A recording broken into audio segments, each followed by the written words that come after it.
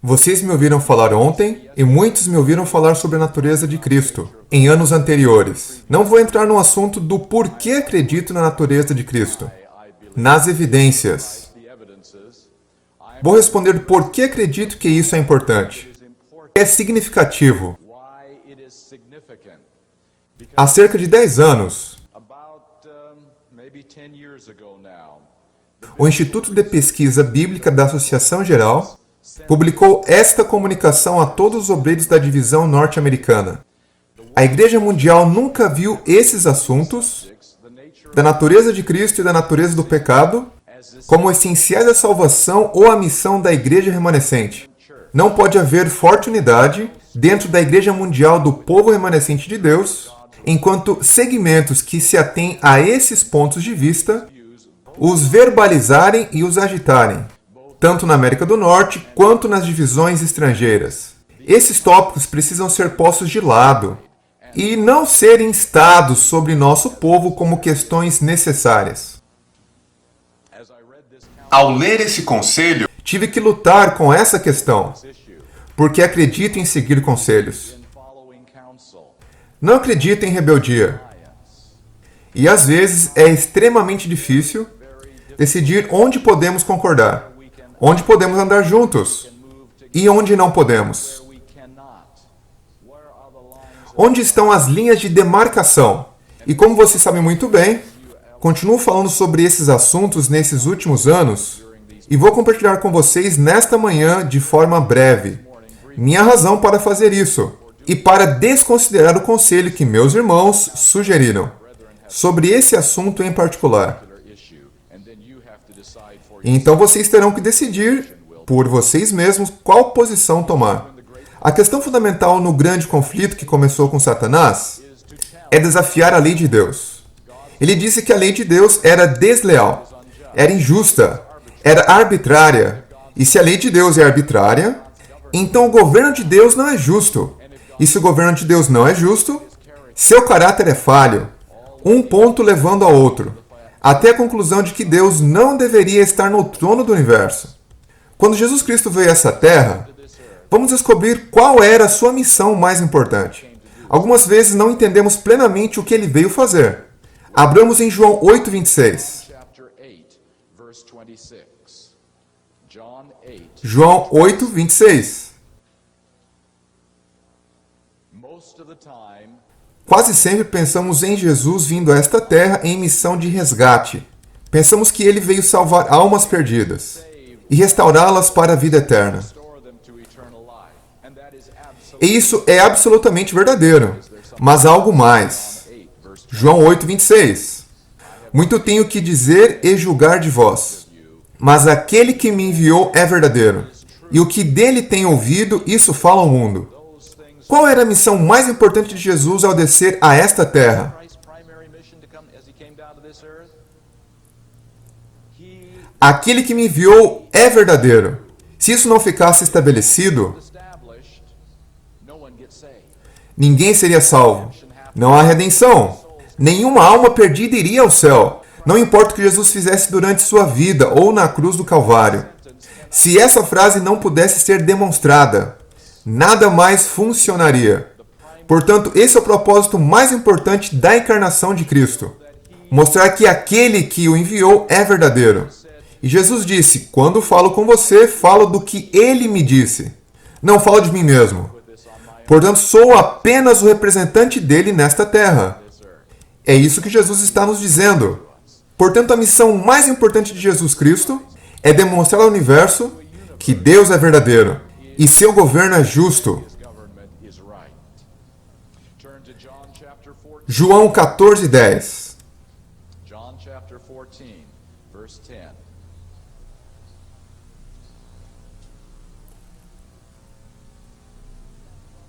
Aqui ele está falando a Felipe. Não crês tu que eu estou no Pai e que o Pai está em mim? As palavras que eu vos digo, não as digo de mim mesmo, mas o Pai que está em mim é quem faz as obras. Vocês veem meus milagres, ouvem minhas parábolas. É o Pai quem faz. Se o Pai estivesse aqui, ele faria as mesmas coisas. Quando vocês me veem, estão olhando para aquele que governa o universo. Julgue-o por mim. É isso que Jesus está dizendo. Essa é a missão mais importante de Jesus, ao descer a esta terra para redimir a humanidade. Ele desce primariamente para dizer a verdade sobre o caráter de Deus. Uma declaração The Signs of the Times, de 20 de janeiro de 1890, é muito reveladora. Ele veio ao mundo para que ideias errôneas, que Satanás havia conseguido criar nas mentes dos homens, a respeito do caráter de Deus, pudessem ser removidas. Jesus veio ensinar sobre o Pai aos homens. Quando o objetivo de sua missão foi alcançado, a revelação de Deus ao mundo, veja, essa é sua missão, a revelação de Deus ao mundo. Quando isso foi alcançado, o Filho de Deus anunciou que sua obra havia sido realizada e que o caráter do Pai havia sido manifestado ao homem. Quando ele revelou plenamente o caráter de seu Pai, sua obra foi realizada. Porque assim o homem podia ser salvo, seres humanos podiam ser salvos. Aquilo era um subproduto, percebe, da sua missão, que era contar ao mundo e ao universo a verdade sobre o caráter de Deus. Pois bem, esta é a conclusão. O que Jesus faz, como ele vive, é provar que Satanás é um mentiroso no grande conflito, que as acusações de Satanás contra o caráter de Deus são falsas.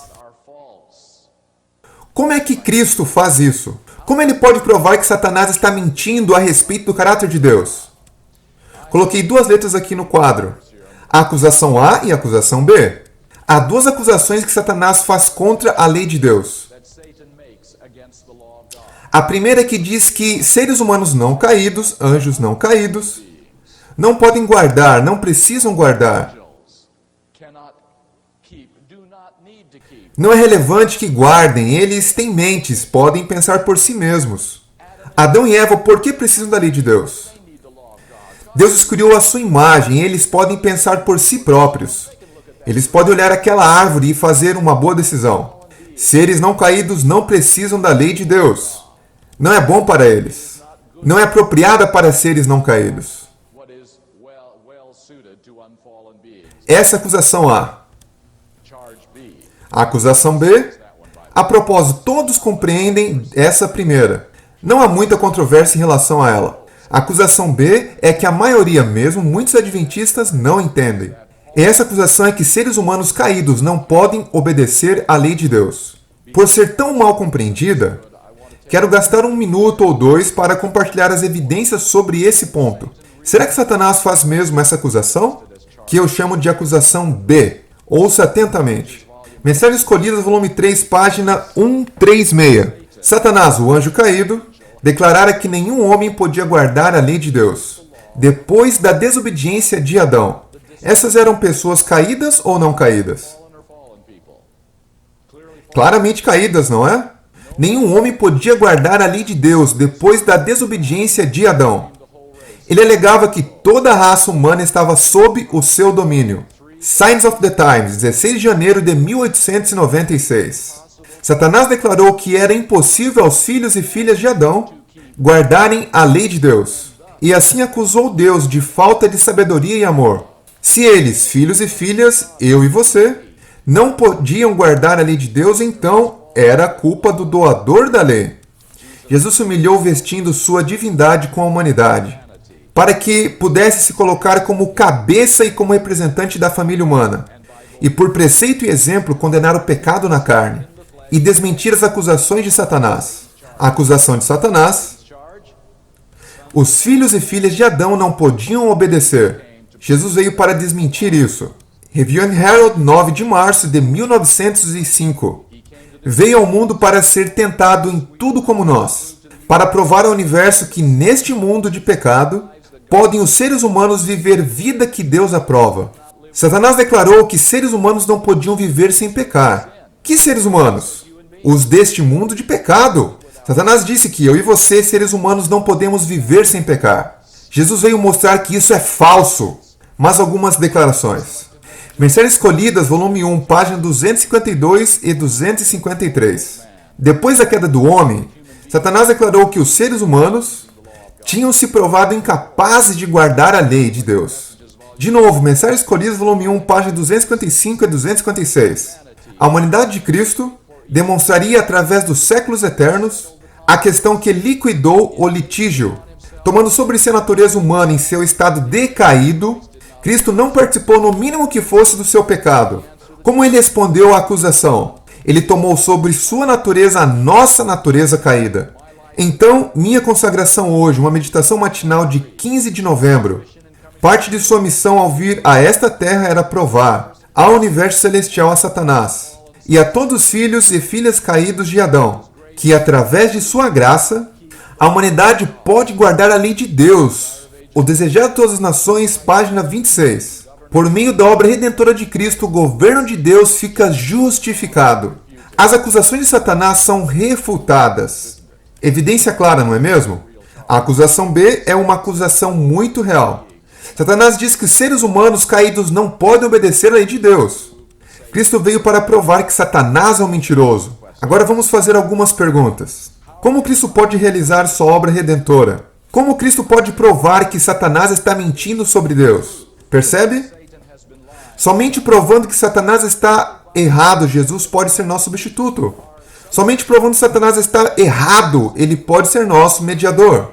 Somente então ele tem o direito legal de ficar no lugar do homem, se ele provar que Satanás está errado. Se ele não provar que Satanás está errado, Satanás vence o grande conflito.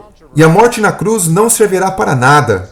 A missão mais importante, provar que Satanás está errado no grande conflito. E agora as respostas vêm facilmente. Se Jesus Cristo tomou uma natureza não caída, que acusação de Satanás ele provaria que era mentira? A acusação A. Seres não caídos não podem obedecer à lei de Deus. Eles não precisam dela. Se Jesus houvesse vindo na natureza não caída, ele provaria que a acusação A estava errada, sem nenhuma dúvida. Ele teria demonstrado que os anjos no céu, e Adão e Eva, quando estavam em seu estado de inocência no Éden, poderiam obedecer facilmente à lei de Deus. Ele teria refutado a acusação A. Mas agora, se Jesus tomou a natureza parcialmente como a de Adão, e parcialmente como a sua, lembram-se do que falamos ontem? Tomando as fraquezas inocentes, mas não as tendências da natureza inferior. Se ele tomou apenas parte da natureza de Adão e parte da minha natureza, o que ele provaria então? Que alguém que é em parte como Adão e em parte como eu pode obedecer à lei de Deus. Existe alguém nessa categoria? Ninguém. Somente com Jesus tomando a natureza caída e provando que na natureza caída a obediência à lei de Deus é possível, ele prova que Satanás está mentindo. Quando disse que filhos e filhas de Adão não podem obedecer à lei de Deus. Porque percebe, ninguém mais o está refutando. Você e eu não refutamos. Nem mesmo Enoque, porque Enoque pecou algumas vezes, antes de chegar à sua própria vitória sobre todo o pecado. João Batista pecou, porque todos pecaram destituídos estão da glória de Deus. Portanto, o único que já provou que Satanás está errado na acusação B, seres humanos caídos não podem obedecer à lei de Deus, foi Jesus Cristo, mas somente se ele veio em nossa natureza caída. Somente se ele veio em nossa natureza caída. Se Cristo houvesse evitado a feiura da nossa natureza, se houvesse recebido um favor especial para ser diferente de nós, então quem neste mundo teria provado que Satanás está errado? E então vem a pergunta: será que estamos mais próximos do final do grande conflito hoje do que estávamos quando Jesus morreu na cruz? E a resposta é não. Se é assim, não temos Redentor. Não temos um substituto que possa ficar em nosso lugar. Não temos um representante legal nas cortes do céu para mostrar que Satanás é mentiroso. Não existe redenção. É por isso que essa questão é muito maior do que a maioria de nós percebe. Porque não estamos falando aqui sobre exemplo. Não estamos falando sobre Jesus nos mostrando como viver. Estamos falando sobre se Jesus pode ser nosso substituto e representante legal nas cortes do céu. Será que ele pode mesmo ser o segundo Adão? Percebe, quando o primeiro Adão pecou, o domínio foi dado a Satanás. Satanás governa este mundo. Qual seria a única maneira de recuperar esse domínio? Não por você e eu. Não por Jó. Não por Enoque ou Elias. O domínio poderia ser somente recuperado pelo Filho de Deus. E esse domínio só poderia ser retirado das mãos de Satanás se ele provasse que Satanás estava errado mentindo no grande conflito.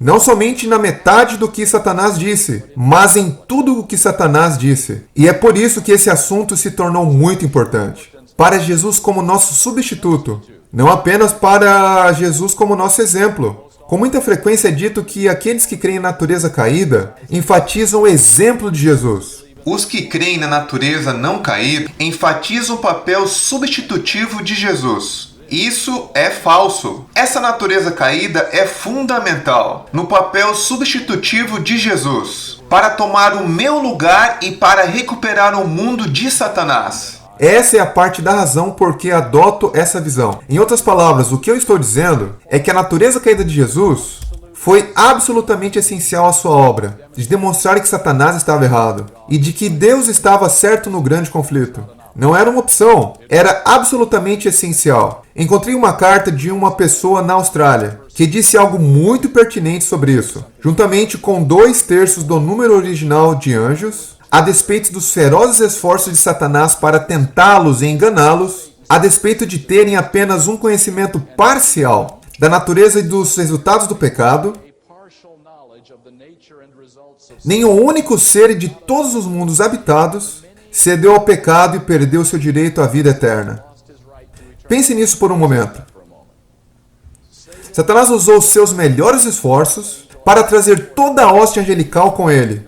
2/3 disseram não. Um universo inteiro não caído disse não a Satanás. Portanto, Satanás se esforçou ao máximo, mas fracassou com a maioria dos seres não caídos criados por Deus. Se o Filho do Deus Altíssimo houvesse tomado a carne humana apenas para provar que seres sem pecado, com natureza sem pecado, podem guardar perfeitamente a lei de Deus, haveria uma humilhação infinita para provar o que já estava obviamente provado. Considere isso. O universo inteiro de seres provaram que seres não caídos podem obedecer perfeitamente à lei de Deus. Por que Jesus precisaria provar isso de novo? Não poderia haver maior, mais custoso, mais trágico exercício de futilidade. A alegação de Satanás é que Deus é um tirano. Tanto que é impossível redimir anjos e seres humanos caídos. O que Jesus precisava provar era que o pecado é o verdadeiro tirano, que a lei de Deus é santa, justa e boa, que pecadores podem se arrepender, pecadores podem ser perdoados, pecadores podem ser justificados, pecadores podem viver novamente em harmonia com os princípios de sua lei e ocupar uma posição de dignidade e respeito próprio. A vida, morte e ressurreição de Jesus provou tudo isso por toda a eternidade. Achei essa carta muito perspicaz. Jesus veio provar o que já havia sido provado? Claro que não. Ele veio provar o que ninguém havia provado antes. E é por isso que ele sofreu e morreu por nós. Mas há uma segunda parte. A parte substitutiva do porquê Cristo tomou nossa natureza. Há outro aspecto disso também. Tome a sua Bíblia e leia comigo Apocalipse 14:5. Descrevendo o grupo conhecido como 144.000. O verso 5 é um resumo do caráter deles. E na sua boca não se achou engano, nenhuma fraude, nenhuma hipocrisia, porque são irrepreensíveis diante do trono de Deus. Essa é uma curta descrição do caráter da última geração que viverá nesta terra. O indivíduo há mais de 30 anos observou com inteligência. Aqueles que ensinam que Cristo tomou a natureza humana superior traçam a conclusão lógica de que é impossível ao resto da humanidade, aos caídos, obedecer perfeitamente à lei de Jeová nesta vida. Percebe? Retornamos à questão de qual acusação Cristo refutou. Se ele refutou a acusação A, o que ele teria provado para a última geração? Que eles podiam obedecer à lei de Deus com sucesso, quando tivesse a mesma natureza da humanidade não caída. Se Cristo provou que a natureza não caída pode obedecer à lei de Deus, e que homens não caídos podem obedecer, então quando é que os 144.000 poderão demonstrar isso? Na glorificação. Na segunda vinda, quando receberão uma natureza perfeita. Isso seria a prova de que os 144.000 podem viver vidas perfeitas. A partir do momento em que receberem a mesma natureza perfeita que Adão tinha e que Cristo tinha, se ele tomou a natureza não caída. O que foi aquilo que lemos em Apocalipse 14:5? Que na segunda vinda de Cristo, os 144.000 se tornam perfeitos? Não, não foi isso. Somente se ele tomasse a natureza caída, poderia ele provar a uma raça esperançosa expectante nessa terra que existe uma possibilidade de se viver uma vida perfeita antes do fechamento da porta da graça. E claro, como vocês estão sabendo, a IASD, tanto quanto eu saiba, é o único grupo que ensina o fechamento da porta da graça antes da segunda vinda de Cristo. E somente se Cristo tomasse a natureza caída, é que essa opção se tornaria clara como cristal. Se não fosse assim, seria um ponto no escuro. Poderiam eles viver vidas perfeitas? Quem já provou isso? Quem já mostrou que alguém poderia viver uma vida perfeita, numa natureza caída? Jesus não tinha uma natureza caída. Portanto, ninguém provou isso. Portanto, a única maneira disso ser mais que uma possibilidade teórica para o fechamento da porta da graça e os 144.000 vivendo vidas perfeitas é se Jesus tomou a natureza caída e provou que um povo no final dos tempos, com naturezas caídas, pode obedecer perfeitamente à sua lei. Uma geração inteira. Percebe, estamos mudando de uma possibilidade teórica para uma realidade concreta, viva, de carne e osso. Jesus viveu em perfeita obediência. E aos 144.000 é dada a certeza de que o poder de Deus pode fazer isso em suas vidas também. É aqui que se torna uma realidade prática, de que podemos nos apossar disso em fé. E dizer o impossível. Isso parece impossível para você? Parece para mim. Viver uma vida sem pecado em carne pecaminosa? Apossar-nos desse sonho impossível e dizer lá está a evidência concreta de carne e osso, de que ele pode fazer isso na minha vida também. Vou acreditar nisso pela fé. Portanto, também sugiro que essa é a única questão crucial. Review and Herald, 7 de maio de 1901. Deus requer do homem nada que lhe seja impossível fazer. Cristo guardou a lei provando acima de qualquer controvérsia que o homem também pode guardá-la. Não é maravilhoso? Que homem? Adão e Eva? Você e eu. Cristo guardou a lei provando que você e eu podemos guardá-la. E agora essa declaração surpreendente. No Comentário Bíblico Adventista, volume 7, página 929. Em nossas conclusões, cometemos muitos erros, devido às ideias errôneas acerca da natureza humana de nosso Senhor. Quando atribuímos à sua natureza humana um poder que não é possível que o ser humano tenha em seus conflitos com Satanás, destruímos a inteireza de sua humanidade. Essa é uma declaração impressionante. Deixe-me fazer uma pergunta. Ter a natureza não caída é um poder extraordinário contra o mal? O pecado, a tentação de Satanás? Nenhuma atração vinda de dentro. Nenhum impulso vindo de dentro para seguir suas direções erradas. Nada mais vindo de dentro para responder às tentações externas. Eu diria que isso é um poder extraordinário. E esse será o nosso poder por toda a eternidade. Não haverá mais nada vindo de dentro para provocar explosões de temperamento. Nem um impulso para ficarmos desanimados. Nada que venha de dentro para nos arrastar na direção errada. Que poder extraordinário! E note a declaração aqui. Quando atribuímos à sua natureza humana um poder que não é possível que o ser humano tenha, é impossível termos esse poder até a glorificação. Destruímos a inteireza de sua humanidade.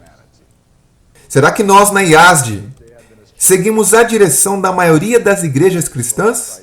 Ao destruir a encarnação de Cristo, estamos pedindo aos nossos membros para ficarem quietos sobre a única questão que pode derrotar Satanás no grande conflito? De forma alguma a luz tem se tornado trevas, e as trevas têm se tornado luz. Portanto, vou resumir simplesmente dizendo Que a natureza humana de Cristo é essencial e não dispensável para a compreensão de vindicação da lei de Deus e de seu caráter. E é essencial para que Cristo tomasse nosso lugar como substituto. A natureza humana de Cristo é essencial à demonstração final em carne pecaminosa.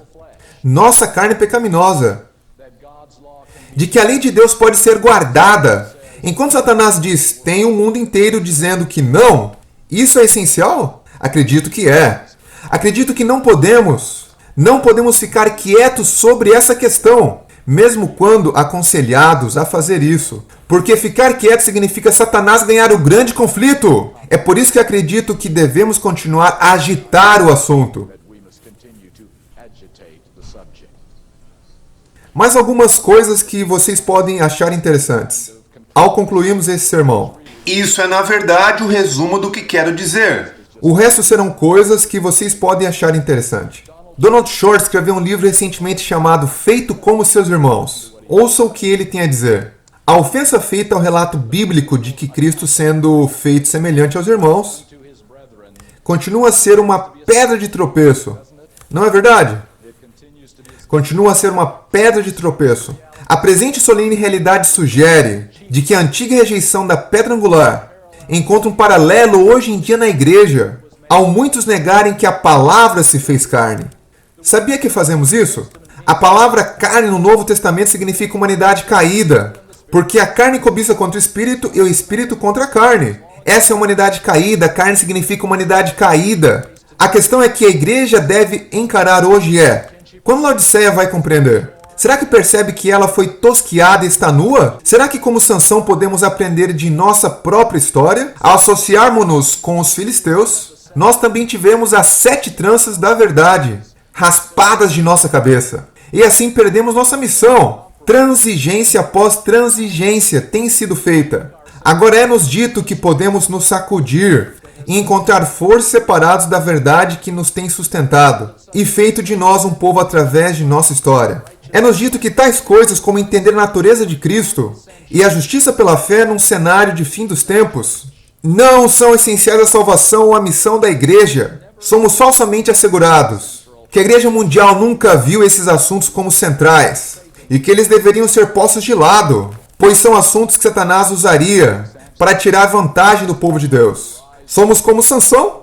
Ele perguntou, tentando nos erguer com nossas próprias forças para levar a missão de Deus ao mundo, em vez de fazer isso pelo poder de Deus do jeito dele. Outro livro foi escrito há alguns anos, sobre a natureza de Cristo, por Roy Adams. Ele disse em seu livro, minha tese é que a teologia desses 3 homens, Jones, Wagner e Andreasen, provê um terreno fértil para posição sobre a justiça pela fé e perfeição, defendida por certos adventistas atualmente. Sem dúvida, as raízes da agitação atual chegam a Jones e Wagner. Achei esse parágrafo fascinante.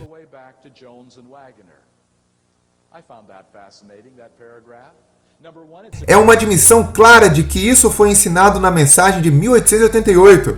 Isso foi parte da mensagem de Jones e Wagner para preparar um povo para a transladação na época deles. Isso não apareceu em tempos recentes. Isso é uma verdade adventista antiga. Número 2, obviamente, isso é uma oposição clara à mensagem de 1888, a mensagem de Jones e Wagner, a que Adams está se referindo em seu livro. Ralph Larson produziu uma boa resposta a esse livro. Vou compartilhar alguns itens da resposta dele. Ao final do ano de 1898, outros líderes da igreja haviam publicado suas próprias visões sobre a natureza de Cristo não diferente da dela, Ellen White, num total de 76 vezes. Jones e Wagner, longe de serem inovadores ou professores de novas doutrinas, estavam na verdade firmemente estabelecidos na corrente principal da teologia adventista do 7º dia, no que se refere à natureza de Cristo e à perfeição cristã. Seus ensinos não foram de forma alguma as raízes dessas doutrinas. Em vez disso, eram os frutos. Em referência a Jones e Wagner,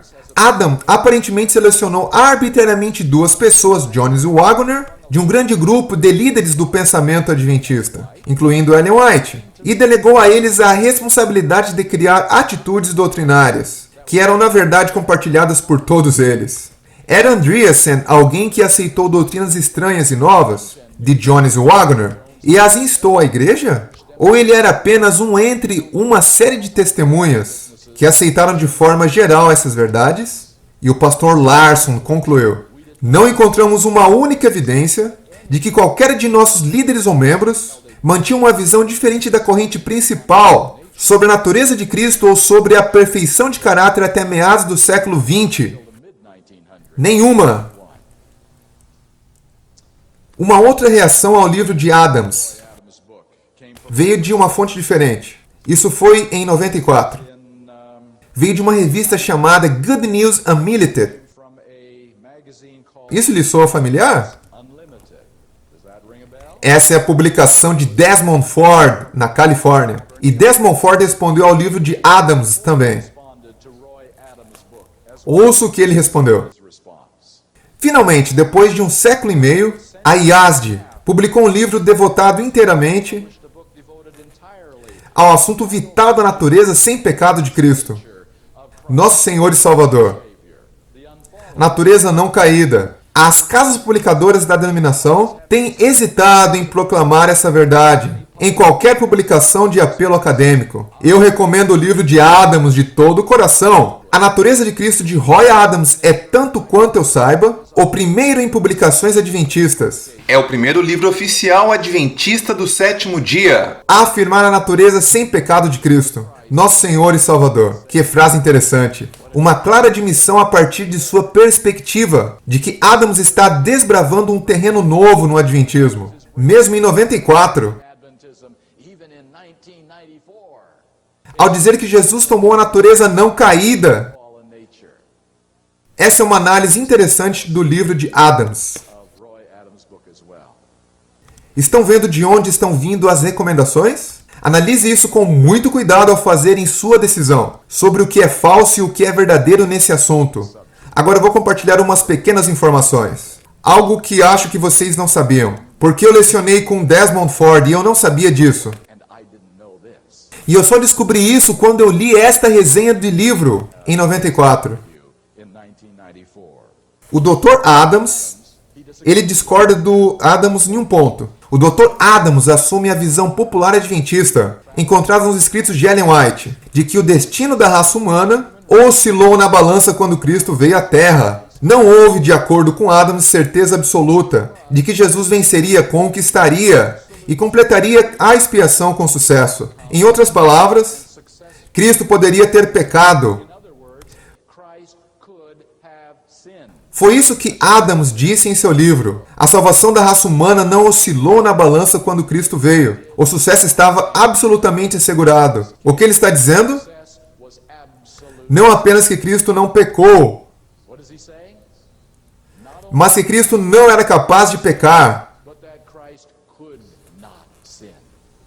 Ele não era capaz de pecar. Eu não sabia disso. Ele nunca disse isso no Pacific Union College aos meus ouvidos. Mas aparentemente isso é exatamente o que ele acredita sobre esse assunto. E você sabe de onde isso vem? Isso vem de um livro teológico protestante sobre esse assunto. A possibilidade de Jesus pecar e cair é uma ideia atroz.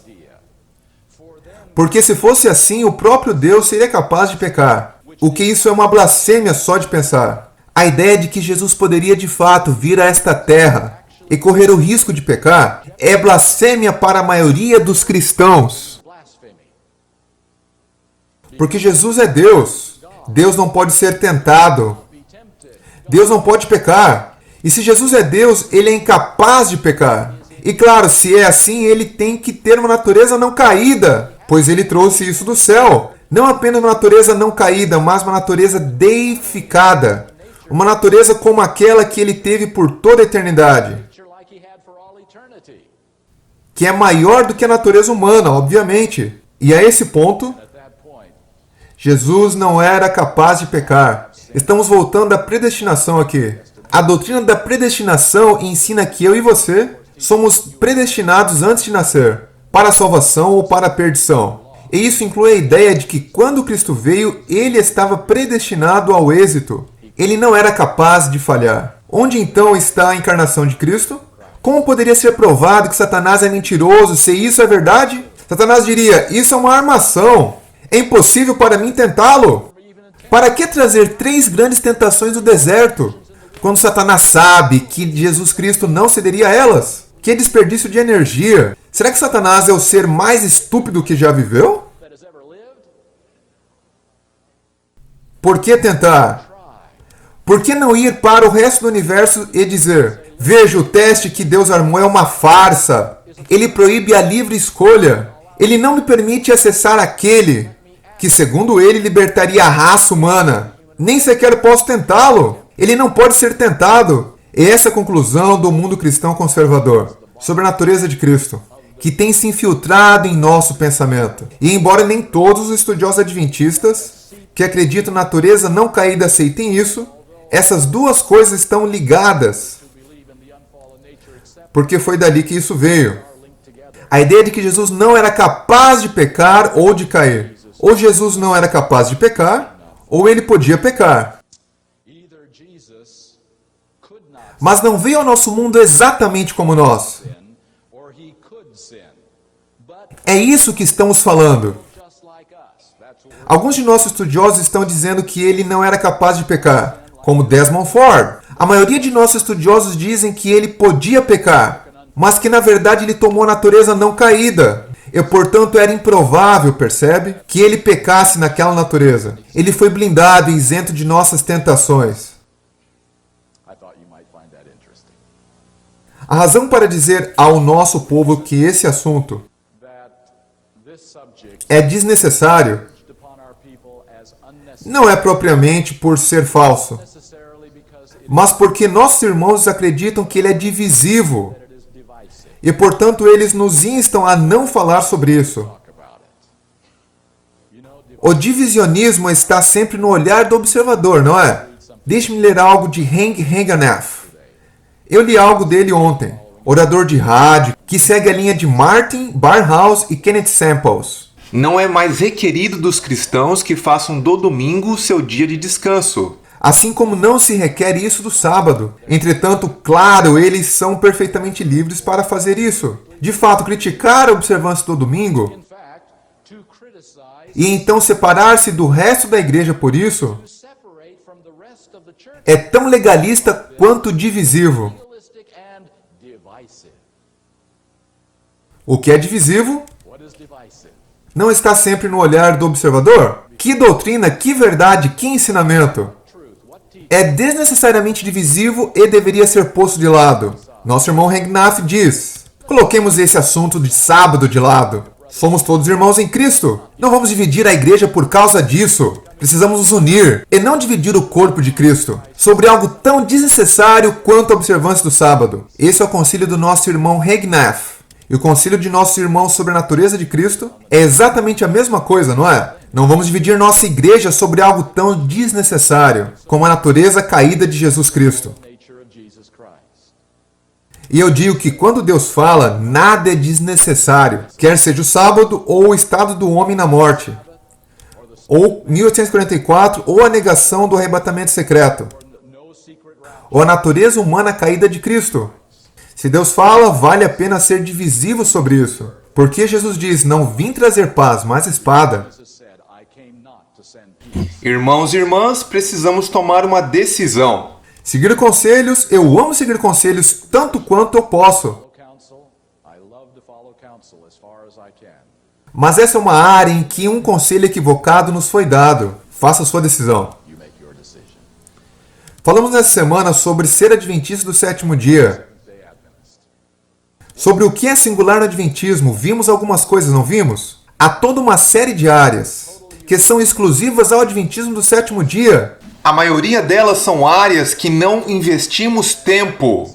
Pensamos sobre o estado do homem da morte, sobre o sábado e tudo mais. Mas eu não falei nada sobre isso. Falei sobre o nosso evangelho de salvação, a justiça pela fé. Isso é o que é único no adventismo. As outras coisas são frutos dessa singularidade, as doutrinas que defendemos. Mas o coração e alma de nossa singularidade é Jesus Cristo e a salvação pela fé. O corpo e alma da singularidade da mensagem adventista E eu farei um apelo a cada um de nós hoje, revisarem nosso pensamento.